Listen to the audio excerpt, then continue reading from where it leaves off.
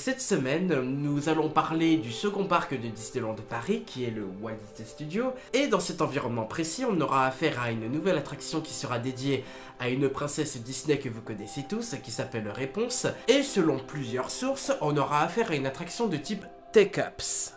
Un manège qui reste tout de même classique, comme l'attraction d'Alice qui est située à Fantasyland dans le premier parc de Disneyland de Paris. Alors la seule chose qui change, c'est que au lieu d'embarquer dans des tasses de thé, eh bien vous aurez la possibilité d'embarquer dans des petits bateaux. Alors franchement, faire une attraction sur l'univers de Réponse, c'est très intéressant. Cependant, ce qui est dommage, c'est sur le fait qu'on n'a pas proposé au public un super dark ride.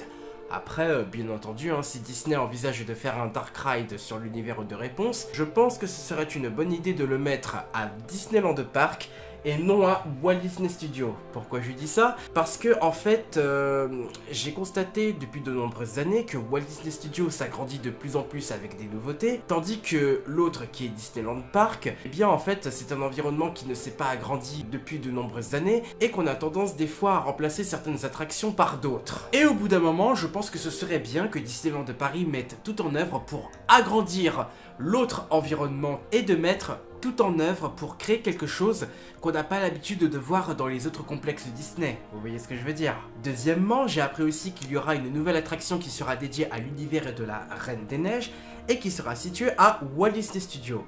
Alors on aura affaire à une attraction de type Dark Ride et franchement au niveau du concept ce sera très intéressant. Après, quand j'ai observé l'emplacement de l'attraction, moi, la question que je me suis demandé, c'est pourquoi ne pas l'avoir mis à Fantasyland? Pourquoi je dis ça? Parce que, en fait, quand je prends mon ticket et que je vais à Disneyland Park, dans le grand, eh bien, en fait, je suis plongé dans un royaume enchanté. Et quand je suis à Fantasyland, je suis plongé au pays des contes de fées.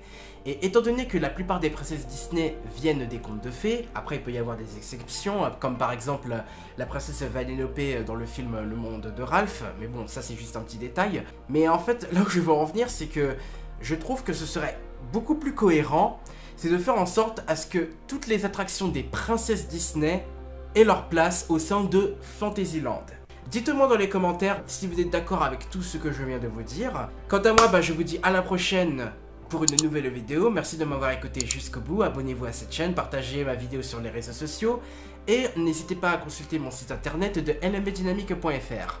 C'était Michael Burlet pour vous servir. Je vous dis à très bientôt. Ciao.